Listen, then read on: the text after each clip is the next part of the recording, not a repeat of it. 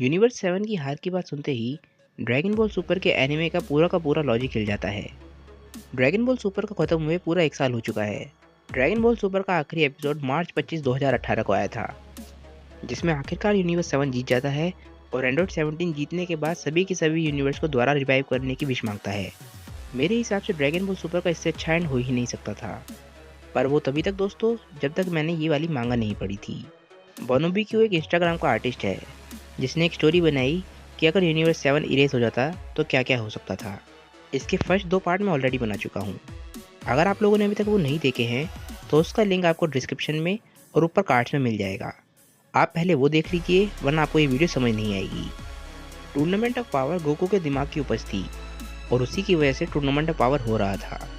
हालांकि dragon ball super के and में सब कुछ अच्छा हो गया, पर हम ये चीज़ नहीं भूल सकते कि गोकू की वजह से हर यूनिवर्स पर एक बहुत ही बड़ा खतरा आ गया था। अगर यूनिवर्स 7 नहीं जीतता और एंड्रॉइड 17 वो विश नहीं मांगता तो सारे के सारे यूनिवर्स ही इरेज हो जाते। और ये बात खुद ग्रैंड पीस ने बताई थी। पर इस मांगा में बिल्कुल वही होता है। गोकू जिरेन से हार जाता है क्योंकि इस मल्टीवर्स में गोकू मास्टर अल्ट्रा इंस्टिंक्ट को अचीव नहीं कर पाया था। और क्योंकि इस मल्टीवर्स का विनर जिरेन था, वो सिर्फ अपने मास्टर को रिवाइव करने की विश मांगता, ना कि बाकी सारे यूनिवर्स को रिवाइव करने की, जिसकी वजह से बाकी सारे के सारे यूनिवर्स इरेज हो जाते हैं। जिसका मतलब ये है कि अल्टीमेटली कोई भी नहीं जीतता। काफ़ी सारे लोग ये कह रहे हैं कि व्हीस ने गोकू को बचा के गलत किया, क्योंकि एक तरह से ही चीटिंग है। पर दोस्तों, अगर व्हीस गोकू को नहीं बचाता और सभी के सभी यूनिवर्स को इरेज होने देता तो दोस्तों क्या फ़ायदा होता। सभी के सभी यूनिवर्स इरेज हो जाते। एटलीस्ट व्हीस के ऐसा करने से सभी के सभी यूनिवर्स को एक चांस मिल गया, ताकि वो अपना मॉडल लेवल ऊपर लाके ज़ेनोसामा को खुश कर सकें। एक चीज़ जो जिसमें आप में से काफ़ी सारे लोग कंफ्यूज हैं वो ये है कि जब व्हीस ने गोकू को दूसरे मल्टीवर्स में भेजा तो वहाँ पे एक और गोकू होना चाहिए था। वो गोकू आखिर कहाँ गया? तो दोस्तों, उसका रीज़न ये है कि व्हीस ने गोकू को नहीं बचाया था, व्हीस ने गोकू की सोल को बचाया था। आप ये चीज़ खुद देख सकते हैं कि जब गोकू जिरेन से लड़ रहा था तो उसकी बॉडी पे बहुत सारे घाव हैं और उसके कपड़े भी फटे हुए हैं। पर जब वो व्हीस के सामने खड़ा था तो उसके कपड़े भी बिल्कुल ठीक थे और वो बिल्कुल ठीक दिख रहा था। जिसके बाद व्हीस गोकू को उसकी गलती समझाता है कि गॉडली पावर्स के साथ खेलना कितना खतरनाक हो सकता है। गोकू अपनी गलती समझ जाता है, जिसके बाद व्हीस गोकू की आत्मा को दूसरे मल्टीवर्स में भेजता है, जहाँ पर अभी यूनिवर्स 7 नहीं हारा है और गोकू अभी भी जिरेन से लड़ रहा है। जिस मल्टीवर्स में गोकू हार गया था, उस मल्टीवर्स में सारे के सारे यूनिवर्स 7 के वॉरियर्स हार चुके थे और गोकू आखिरी वॉरियर बचा था। क्योंकि हम देख सकते हैं कि यूनिवर्स 7 के सारे वॉरियर्स स्टैंड में खड़े हैं, जिनमें फ्रीज़ा और एंड्रॉइड 17 भी खड़े हैं। पर व्हीस ने गोकू को जिस मल्टीवर्स में भेजा था, उस मल्टीवर्स में हमारे को सिर्फ 7 ही वॉरियर्स दिख रहे हैं, जिसमें फ्रीज़ा और एंड्रॉइड 17 यहाँ पर नहीं है। गोकू इस चांस के लिए व्हीस को थैंक्स बोलता है और जिरेन से लड़ने के लिए तैयार हो जाता है। जैसे ही ये गोकू इस यूनिवर्स में अपनी आँख खोलता है, वो अल्ट्रा इंस्टिंक्ट को मास्टर करने में कामयाब हो जाता है। जिरेन गोकू को घुसा मारने के लिए आगे बढ़ रहा होता है, पर तभी गोकू अपने आप को बचा लेता है और एकदम से जिरेन के पीछे पहुंच जाता है। और ये चीज़ देख के जिरेन बहुत ही ज़्यादा हैरान होता है, क्योंकि गोकू जिरेन के पंच के बिल्कुल रेंज में था और उसका डॉज करना बहुत ही ज़्यादा इम्पॉसिबल था।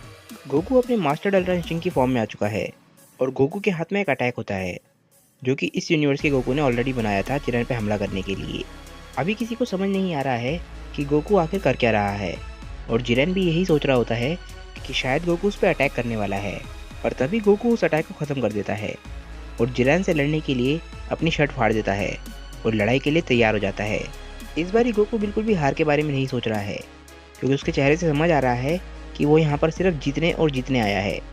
वो ऑलरेडी देख चुका है कि उसकी हार का नतीजा क्या हो सकता है। ज़ेनोसामा आखिर गोकू के कितने भी अच्छे दोस्त हों, पर आखिरकार वो ज़ेनोसामा है और वो गोकू की भी नहीं सुनेंगे। गोकू को इस रूप में देख के व्हीस और वीरस भी बहुत हैरान होते हैं और व्हीस को ये चेंज बहुत ही अजीब लग रहा होता है। शायद इस दुनिया के व्हीस को भनक लग गई है कि उस दुनिया के व्हीस ने क्या किया है। जिरेन गोकू में ये चेंज देख के बहुत ज़्यादा गुस्सा हो जाता है और लड़ने के लिए अपनी फुल पावर में आ जाता है।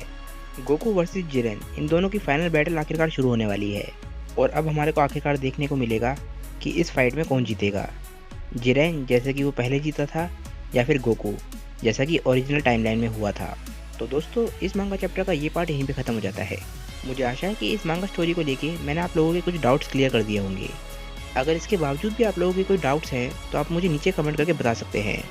मैं अगली वीडियो में उसे कवर करने की पूरी कोशिश करूँगा। भले ही ये स्टोरी थोड़ी धीरे आगे बढ़ रही हो, पर एटलीस्ट मैं इस चीज़ से खुश हूँ कि ये मांगा एटलीस्ट आगे बढ़ रही है और ड्रैगन बॉल काकुमी की तरह ख़त्म नहीं हो रही है। कुछ दिनों पहले बोनाबी क्यू यानी कि जो इस मांगा के आर्टिस्ट हैं, उसने इस मांगा को बनाने से मना कर दिया था और बोला था कि मुझे थोड़ा रेस्ट चाहिए और इस मांगा को मैं आगे नहीं बढ़ाऊंगा।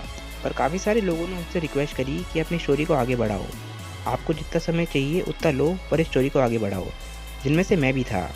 तो आखिरकार बोनाबी क्यू ने इस बात को सुना और अपनी उस पोस्ट को डिलीट कर दिया और आखिरकार कुछ नए मांगा पैनल्स को रिलीज़ किया।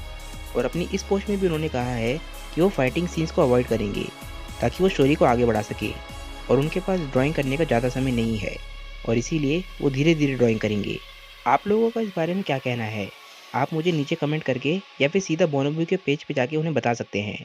मैं उम्मीद करता हूँ कि आप लोगों को आज की वीडियो अच्छी लगी होगी। अगर आप लोगों को अच्छी लगी हो तो अपने दोस्तों के साथ शेयर करना बिल्कुल मत भूलिएगा। और इस वीडियो का लाइक टारगेट मैं आप लोगों को दे रहा हूँ 650 लाइक्स। मैं जानता हूँ कि आप लोग ही जल्द से जल्द अचीव कर देंगे। तो दोस्तों, मैं मिलता हूँ आप लोगों को अपनी नेक्स्ट वीडियो के साथ। तब तक के लिए बाय और थैंक्स फॉर वॉचिंग।